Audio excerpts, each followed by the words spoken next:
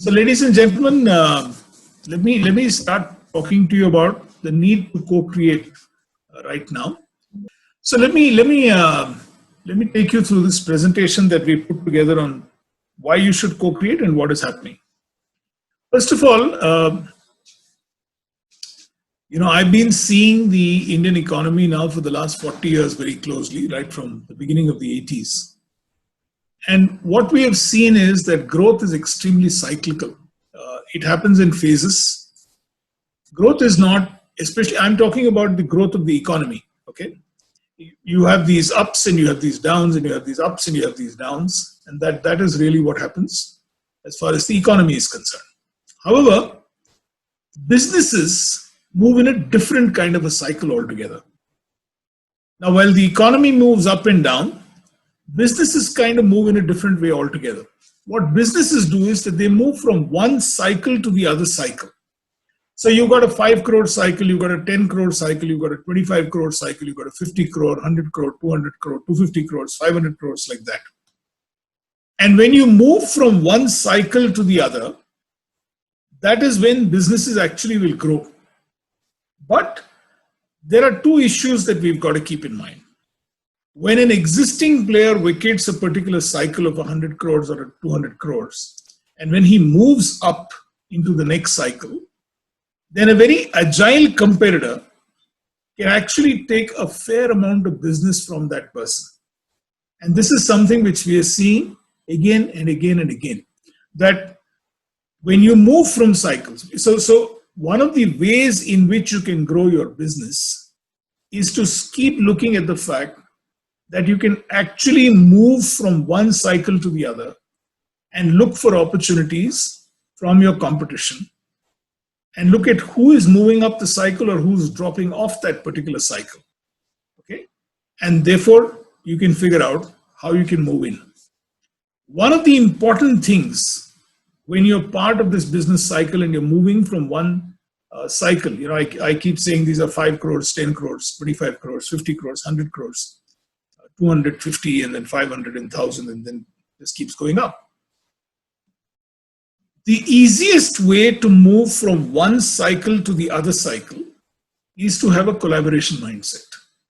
Because that, to me, is the key to retain your existing employees and existing customers. Because when you move from one cycle to the other cycle, then what really happens is that you are now dealing with people, you really are punching above your level. And when you're punching above your level at this point of time, it becomes all the more important at that time to keep in mind that your existing employees, your existing customers who helped you get to that particular level, whether it is 10 or 25 or 50 or 100 or 250 or whatever, it's very, very important to retain them, because in this quest for acquiring bigger customers, or in this quest for adding newer employees, the last thing that you should actually do is to lose out on your existing employees and customers. And therefore, it is very important and imperative that you must adopt a collaborative mindset, because that mindset is really, really what will help you to keep going forward. So today we are going to be looking at what I believe are a few examples of how companies have done this and how can they actually collaborate, how can they make sure that their existing employees, their existing customers are retained and they keep growing, they keep adding newer employees and newer customers as they keep going along. So,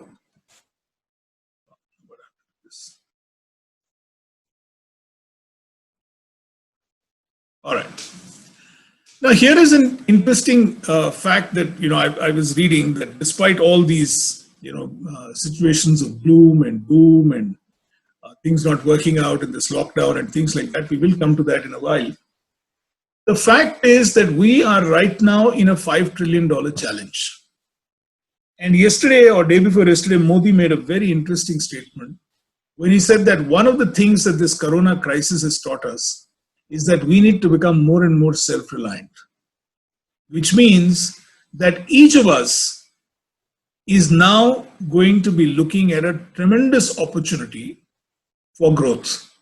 And that is something that is going to happen because people have realized that being completely reliant on imports to grow the economy is not really going to work. The fact, gentlemen and lady, is that it is not if, but when we will become a $5 trillion economy. $5 trillion, and that is not because of any government policy, not because of any government initiative, not because of any subsidies and things like that, but the fact that we will have 125 crore people, which is by the turn of this decade, we will become 130 crore people. And this people with very, very high aspiration levels will demand services and products that will propel us to a $5 trillion economy. The earlier statement was that by 2024, we will become a $5 trillion economy. May not happen now. Maybe it'll take another 2 years or 3 years. But then the fact is that in the next 10 years, we are certainly going to see the Indian economy evolve to a $5 trillion economy. And each one of us in this particular chat room right now are going to be beneficiaries from this $5 trillion economy. Now look at another very interesting change that is happening in India. The services sector will contribute at that time approximately 65% of that $5 trillion economy, which means that is going to be about $3.25 trillion. In a way, each one of us sitting here, whether it is Selvaraj or Vivek or Sudhir or Suhas, each of us will be part of this. Currently, the services sector contributes approximately, in the $2.6 trillion economy that we are right now, contributes about 55 to 60%. So you can imagine we are looking at a doubling of the services economy from what it is right now, about $1.5 or $1.6 trillion, to something like $3.25 trillion.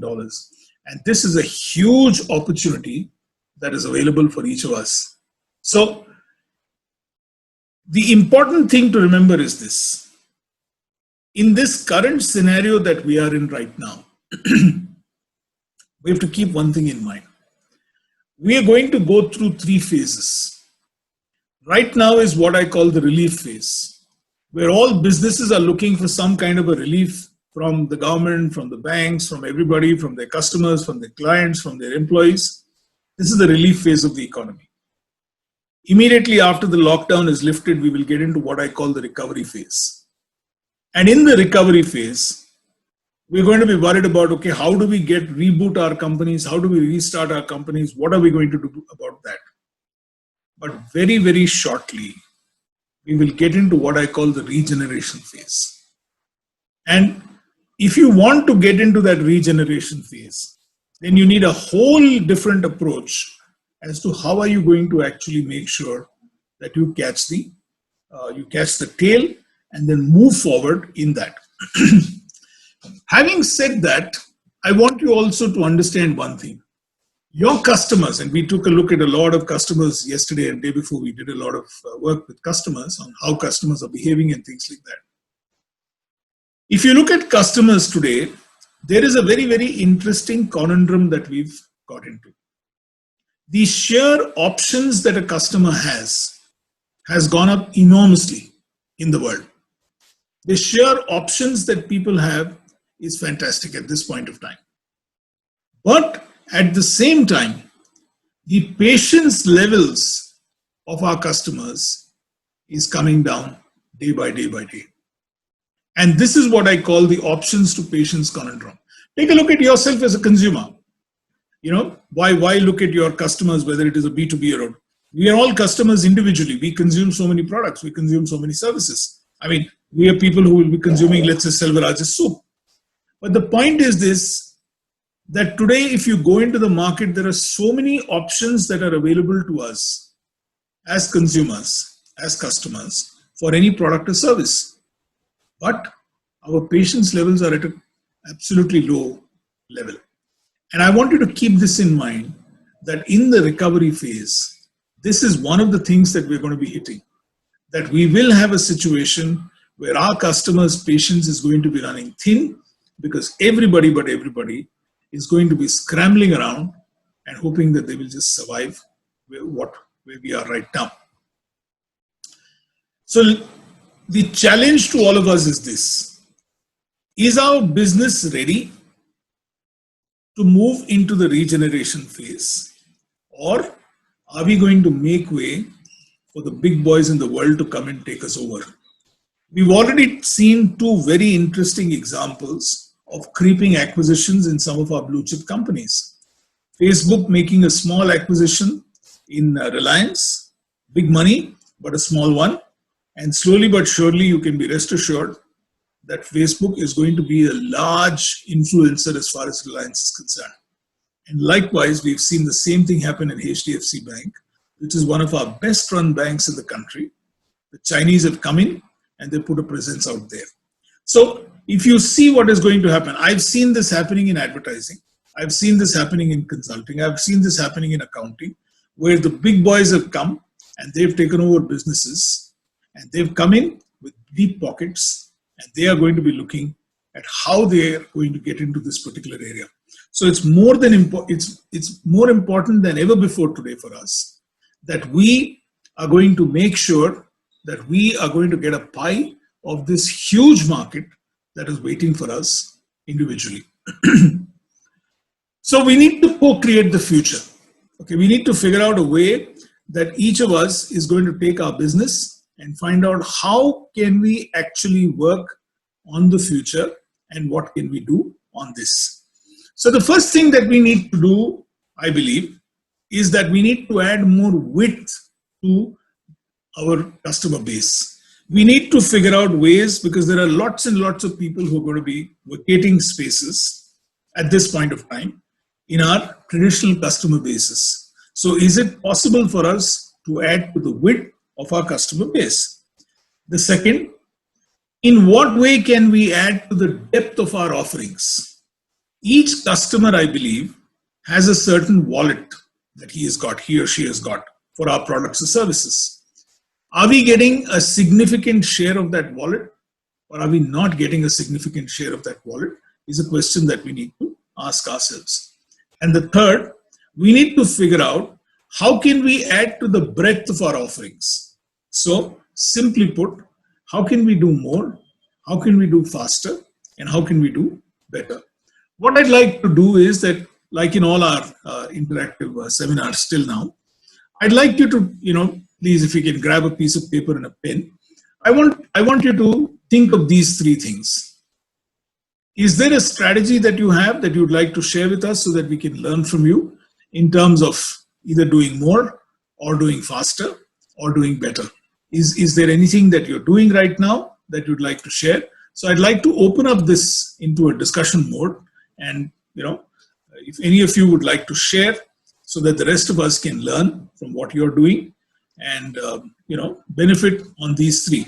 Any one of these three you can pick up, either in terms of width or in terms of depth or in terms of breadth. Yes, Vivek, please. Yeah, see, in all the three we can do more. Okay, I'll come to the depth first. What is going to happen is, because in my business, most of my customers being upcountry, and we depend heavily on road transport for transporting material from here to there, and that has its own problems. Inventory here, inventory there, seasonal requirements, and all kinds of things. So that puts pressure on the working capital. So instead of we've been discussing this with our customers even before this lockdown. Instead of having stocking, we produce for the season. We don't produce for the market. Okay, because there is some lead time for production of the fabric. So suppose for a certain kind of fabric, the market opens up, let's say in July. We start producing now. Stock up that level, and then supply it in July, when the market will really open up, and there will be demand for that particular kind of fabric. So instead of having stocking here in Bangalore, okay, and when the market opens, supply from here, by which time there is a high risk of the market drying up for that particular, by the time the product reaches there. For us, the best thing would be to stock in that place. that kind of fabric which we have, how do you say, projected will be going on that particular period, stock it there rather than here. That Sure. involves a certain amount of cost and all that. But then what happens is, I think the cost will get negated because the maybe the go down rents there will be cheaper than what it is in Bangalore, right? There won't be pressure, and our distributors can pick up from there in matter of days and distribute it to the end user in a matter of hours, not in days, in matter of hours. Super. So this is one thing that we've been thinking and discussing about. Fantastic. And so far as breadth is concerned, we'll have to increase our product range and market range. Sure. With doing more, I think breadth and width will go together. Doing better and doing more. Doing more is only increase in production, which involves capex. But engaging newer vendors. In my case, I'm talking about in my case, Sure. engaging newer vendors. It comes with its own cost, factors and other issues. We need to think about this. But in all these three, what you've been advising us on this co-create the future, there are possibilities for us to. Wonderful, Vivek. Thanks so much for that. Right, Sudhir? Sudhir, do you have anything to add on this, Sudhir? Yeah, what I would like to add here is last year, just before this thing closed down. Am I heard? Yeah. I just want to, Yeah, go ahead. We looked at, I'm looking at this width, depth and breadth in the marketing sense.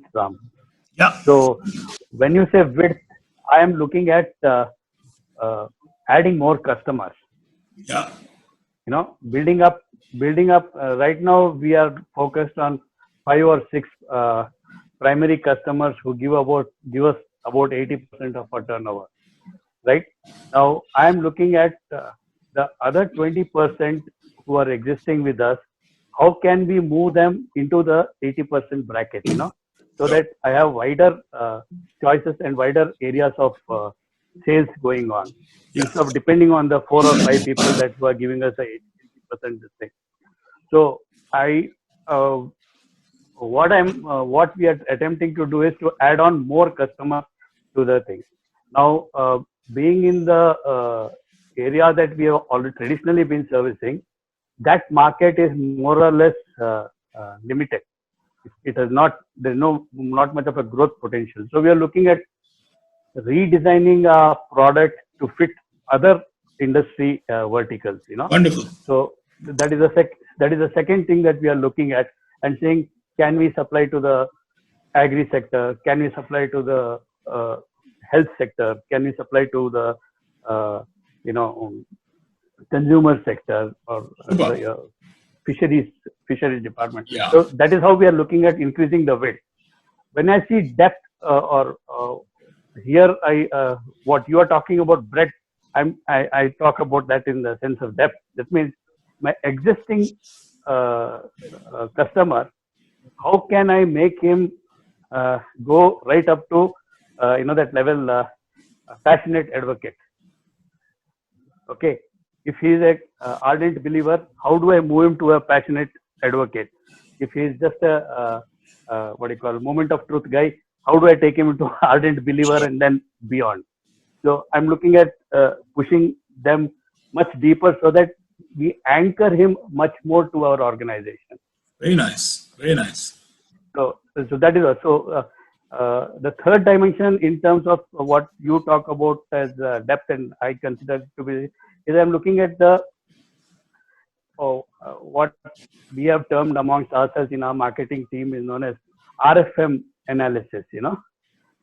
Recency, frequency, and money value of the customer. How recent he is, or how old is he with us? How frequently is he buying?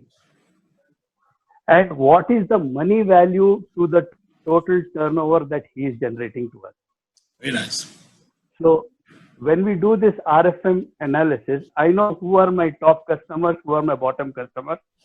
And naturally, the bottom customer is a wider base, and the top customer, the 20% of the people are generating 80% of the turnover. So I'm looking at increasing the base from the bottom to move him up the triangle Very nice. to the apex. Super, Sudhir. Great share. That is how I'm attempting. Very nice. Who'd like to go next? Ronak or Suhas? Just one more and then we can move on with the presentation. We'll have a chance to interact a little later. Sir, I'll just speak. In fact, I connect with Mr. Vivek and Sudhir, who told. We have actually, technology-wise, a few customers. Say we have 5 customers. Traditionally, we have been a lot focused on doing more products and different types of products for the same customer. So we were having more thoughts on doing more with the same. So we've actually become very comfortable with learning new technologies and deploying them for the customer and adapting for the new requirements. So, but what happens is there is only so much of depth for a certain types of products with every customer. Okay. So what is our new aspirations are, we are looking at spreading wide throughout the market internationally on a set of technological products. So we will achieve more depth in terms of the global market. Sure. And so we can better our service because we will face newer standard requirements and even the Sure. quality will become better. So Super. this is the ideology we have. Very nice, Suhas. Wonderful. Shambhu sir, you raised your hand, Mr. Mishra. Would you like to unmute yourself, sir? Yes, Shambhu. Please. Yes, please go ahead. Thank you so much. So this slide very much sums up for what we are supposed to do during this COVID-19 times. From telecom perspective, yes, there are a lot we are already doing that I would like to share here. From width perspective, yes, connectivity is something that every enterprise needs at these times. So I'm not talking about mobility connectivity. I'm more on the fixed line connectivity part where offices have been moved to work from home scenarios, where for the VPN connectivities and all, companies are going for bandwidth upgrades and all, and where there is nobody to support them in their offices. The entire IT team is also working from home. In this scenario, what does the company needs? They want people to be to have those applications which they can use from work from home scenario, and they can still access their office applications and support the resources who are themselves working from their homes. So what we have done basically is to collaborate with these partners like the likes of Zoom and the likes of Google Meet and the Microsoft Office Teams, which we are not known to be selling, right? So along with our products, what we are also telling is you don't have to go and knock the doors of these Googles and of Microsoft if you don't have, and particularly for SMEs and SOHOs where they don't have collaboration with these top clients. We are going ahead and offering them say 3 months free or 4 months, 5 months free during this time, and you can use this particular applications to facilitate the connectivity for your employees. That was on the width part, you want to do more for your customers. On the depth, yes, that is something to show urgency. Yes, dear partner, I am with you in these times. We want to ensure your connectivity is ensured. We want to ensure you don't have problems in facilitating your employees working from home. So the entire telecom process, as you know, it takes a lot of time, and I'm again putting it on from the point of fixed line connectivity part. It's a time-taking process from raising a feasibility to taking commercials to proposing and then implementing a solution at a customer's premise. We have shortened this process by dedicated resources for every segments that we cater to, and ensuring what the things that we were supposed to be doing in say 4 weeks time, we are able to do in say 3 to 4 days, and that has surprised us more than anybody else. Okay, so that's something we are doing, and we are definitely going to take these best practices forward. From doing better, we can talk on this, we can always do better than what we are doing. So Yes, this slide basically excited me when I saw this, and I thought I'll just add to this. I'm so happy that you did that, Shambhu sir. Thank you so much for that share. So let me share with you some of the practices that some of my clients have been doing even before this entire lockdown, in terms of width or depth or breadth, and how we can actually capitalize on that. You see, if you want to do more, typically speaking, this is where we are. You know, we are in the existing markets with our existing products or services. This is exactly where we are when we want at this point of time. So I've got 5 customers, as Suhas says, or I've got 400 customers, as Vivek says, or I've got 4 lakh customers, as Shambhu says. This is the region that we're all in, which is the existing markets and existing products. This is where we are right now. Okay. But there are also new products and services and new markets that we can look at. So let's take a look at what this means to all of us. Okay. So we've got really 3 choices at this point of time. Okay. We've got 3 choices that we can make from right now. The first is that you can enter new markets with existing products, which means this particular space. So I've got a certain product or a service, and can I enter that new market with my existing product or space? This is the first option that I've got. Now, the second thing is that, okay, if that is possible, the second option that I have is that I can enter my existing product markets with new products. Okay, and I think Shambhu talked about that very interestingly right now. And the third thing that we can all do is you can enter new and existing markets with new products. Now, this is where I believe you have the highest opportunity as businesses. Can you look at this as your trajectory?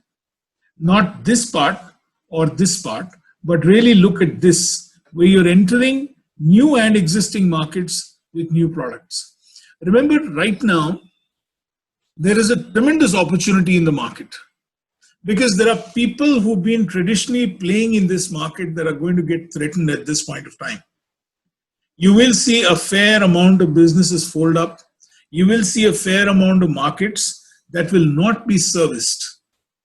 And you will see a lot of demand for new products and services, because that is the cycle that we are now entering. We are now entering a phase where each of us has this opportunity of actually figuring out, can we enter new markets with new products? Can we get into a situation where we can have newer products with existing markets and with new products? So I want you to think about this for a minute, and I'd like you to make a note saying, this is something that we can look at. What is the new product that we can launch, or what is the new market that we can get into with a new product or with our existing products? Okay. This is something that is a huge opportunity for each of us that we can actually look at. So this is as far as the doing more part is concerned. And if you can make a note of that, that will be great. The second part, okay, is, if to move on, is this whole business of doing faster, which is adding depth. Okay. Now, if you look at it, a classic customer interface is that you have stated needs and unstated needs. Okay. You've got stated needs and unstated needs. Now, you can be proactive or you can be reactive. Normally, all of us in terms of business, we get so comfortable with what we are doing. We get so comfortable with our product or our service that we normally operate in quadrant one, which is this quadrant, because this is what occupies our attention the most. And this is the quadrant where most of the time we are in a firefighting mode. This quadrant creates a lot of stress, and the customer may not be a very great, happy person. He has stated his needs, and we are reacting to fulfill those particular needs. This is where we are most of the time in our lives. However, quadrant 2 is an interesting quadrant. Okay, here is where the customer has started getting into a satisfaction mode. He is appreciative that you're going the extra mile because you're being proactive in terms of whatever his stated needs are. Here is a huge opportunity, gentlemen, for all of us, for our businesses right now. As I told you, there will be a fair amount of vacating that will happen. A lot of people will vacate this particular space of satisfying our existing customers or new customers on their stated needs. And this is what I'd like you to all look at and figure out how can we actually get into a situation where we look at quadrant 2 in a more aggressive way at this point of time. So take your existing customers, whatever their stated needs are, what are the competition that is answering those stated needs, and can we get proactive and figure out a way of reaching these people. Okay, this is another interesting quadrant. Quadrant 3 is where we are in a threat mode, which means you're reactive and you have no idea what the customer wants. The customer himself does not know what you want. The customer's customer does not know what he wants, and you become a whipping boy. Remember one very important thing, ladies, gentlemen, this is where a lot of businesses are going to get stuck in the next 3 months, because a lot of people in the recovery mode really will not know what they want. Nobody will understand where they are, and nobody will figure out how are they going to move forward. And in this recovery mode that people are going to get into, this is where we are at this point of time. This is going to be something that we need to avoid at all costs, of being reactive with unstated needs. The best quadrant, according to me, is to be in quadrant 4. This is where you're going to be leading the market, where you're talking of unstated needs, but you're proactive. And in this regeneration phase, this is the way, this is the place to be. So in your business, you can be very innovative, you can be very passionate, you can have a lot of creativity, and all of these should become the watchwords for you and for your company. Because remember one thing, that the customer himself, I believe, in the regeneration phase, is going to be here, where their needs are not known. And yesterday, if you remember, we did this entire thing about the customer's customer, okay? And we said if you can actually work on the customer's customer and figure out what is it that the value chain is looking like for the customer's customer, here is where, gentlemen, to carry forward our thought process of yesterday, this is where I think we've got a huge opportunity. That can we be proactive right now? Can we design products? Can we design services that is going to make sure that we can get into this particular quadrant of making sure that with the innovation, passion, creativity that you have, can you actually figure out a way of answering his unstated needs? Because the needs of the customer's customer are changing right now. Take a look at what is happening. I mean, we've got Shambhu here. Take a look at what has happened suddenly in the entire telecom industry as he was sharing with us. Look at the kind of change that their customer's customer is looking at. Suddenly, one interesting thing that has happened across the country is that we have now become completely familiar with technology. Earlier, our most familiar technology was WhatsApp. Today, we've gone way beyond WhatsApp in terms of consuming technology. Okay, on a handheld or a laptop or a iPad or a pad or whatever it is, a tablet. We are now started consuming things like Zoom, which we never consumed earlier. We are now consuming YouTube like we never consumed earlier. So look at what we are look at how our consumption patterns have completely changed. Now, if you were to look at just this and say, what kind of unstated needs our customer's customer is having, and therefore can we proactively fashion what can be done in this, you can be doing a lot more faster. Having said that, let's look at the third aspect, which is the breadth aspect, which is doing better. If you look at it, yesterday we did discuss this whole concept of moment of truth. There are customer expectations on this particular axis, and there is our product quality or service deliveries on this particular axis. Normally, if you look at it, there is a, I'll just explain this concept again. There is a moment of truth that happens in every transaction. This is when product quality or service delivery happens as per the customer's expectations. But with an increase in the number of transactions, the customer will expect quality and demand better service. And therefore, it is service, and that too at the highest levels, that will give any enterprise a competitive edge. Keep this in mind, that the new world order will demand more and more service from you and not just a great quality product. And the reason is very simple. We are all going to be under a collective stress in terms of how are we going to face, how are we going to survive, or how are we going to just, continue to exist, or how are we going to grow our business. And it is at this point of time that service is going to become a critical element in terms of enhancing their moment of truth, and for us to move up this particular line and therefore get our customers to move up. And I think yesterday or day before somebody asked me, how do I escort my ardent believers into my confident believers into ardent advocates and then therefore to passionate broadcasters? This is the answer, gentlemen, that if we can actually figure out a way that we as a enterprise, every single person who works in this enterprise will start making service at the highest level a part of their mental makeup, that will give the enterprise a competitive edge that is going to be sustaining. So here you have it for you. If you want to co-create the future, this is really what it means. Doing more. Entering new and existing markets with new products, which means the mindset change that we're talking about is to lead the market, is to set the pace, set the standards. This is what we really, really need to be doing if you want to co-create the future.